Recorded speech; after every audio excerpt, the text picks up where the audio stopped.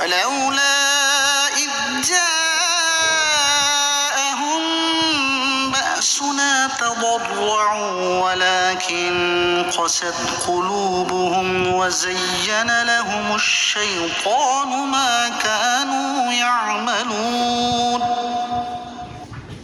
فلما نسوا ما ذكروا به فتحنا عليهم أبواب كل شيء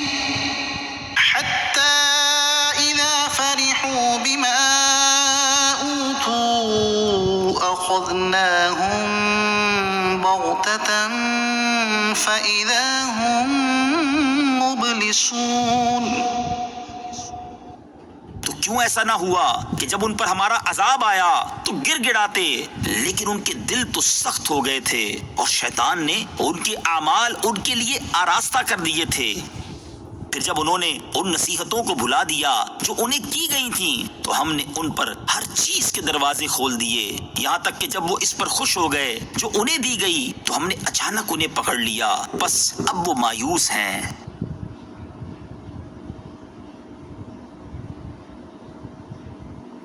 اس آیت اور اس کے بعد والی آیت میں مجموعی طور پر یہ فرمایا گیا کہ ایسا کیوں نہ ہوا کہ جب ان پر ہمارا عذاب آیا تو وہ گڑ گڑاتے تاکہ ہم انہیں توبہ کا موقع دیتے، لیکن ان کے تو دل سخت ہو گئے تھے اور شیطان نے ان کے اعمال ان کے لیے آراستہ کر دیے تھے۔ پھر جب انہوں نے ان نصیحتوں کو بھلا دیا جو انہیں کی گئی تھیں اور وہ کسی طرح نصیحت قبول کرنے کی طرف نہ آئے، نہ تو پیش آنے والی مصیبتوں سے اور نہ انبیاء علیہ السلام کی نصیحتوں سے، تو ہم نے ان پر ہر چیز یعنی صحت و سلامت اور وسعت رزق و عیش وغیرہ کے دروازے کھول دیے، یہاں تک کہ جب وہ اس عیش و عشرت پر خوش ہو گئے اور اپنے آپ کو اس کا مستحق سمجھنے لگے اور قارون کی طرح تکبر کرنے لگے تو ہم نے اچانک انہیں پکڑ لیا اور انہیں مبتلا عذاب کر دیا اور اب وہ ہر بھلائی سے مایوس ہیں۔ یاد رہے کہ اللہ تعالیٰ کی نعمت پر خوش ہونا اگر فخر، تکبر اور شیخی کے طور پر ہو تو برا ہے اور کفار کا طریقہ ہے، اور اگر شکر کے طور پر ہو تو بہتر ہے اور صالحین کا طریقہ بلکہ حکم الہی ہے، جیسا کہ اللہ تعالیٰ فرماتا ہے وَأَمَّا بِنِعْمَةِ رَبِّكَ فَحَدِّثْ، اور اپنے رب کی نعمت کا خوب چرچا کرو۔ اور ارشاد فرماتا ہے ترجمہ کنز العرفان، تم فرماؤ اللہ کے فضل اور اس کی رحمت پر ہی خوشی منانی چاہیے۔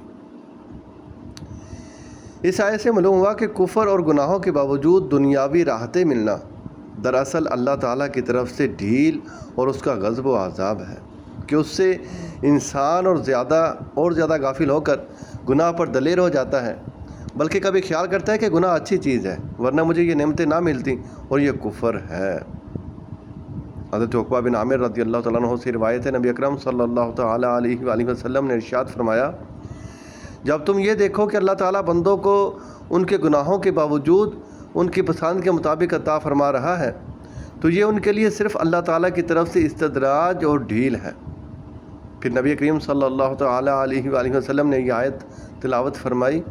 ترجمہ کنز العرفان، پھر جب انہوں نے ان نصیحتوں کو بھلا دیا جو انہیں کی گئی تھیں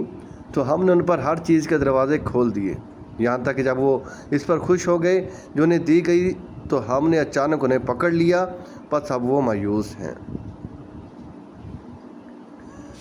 حضرت حسن بصری رضی اللہ تعالیٰ عنہ فرماتے ہیں خدا کی قسم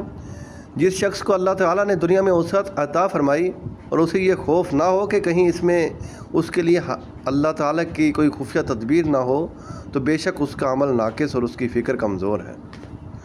اور جس شخص سے اللہ تعالیٰ نے وسعت روک لی اور اس نے یہ گمان نہ کیا کہ وسعت روکنے میں اس کے لیے کوئی بھلائی ہوگی تو بے شک اس کا عمل ناقص اور اس کی فکر کمزور ہے۔ اس سے ان نام نہاد دانشوروں کو بھی سبق حاصل کرنا چاہیے جو کافروں کی ترقی دیکھ کر اسلام سے ہی ناراض ہو جاتے ہیں اور مسلمانوں کی معیشت کا رونا روتے ہوئے انہیں کفار کی اندھی تقلید کا درس دیتے ہیں اور اسلامی شرم و حیا اور تجارت کے شرعی قوانین کو لات مارنے کا مشورہ دیتے ہیں۔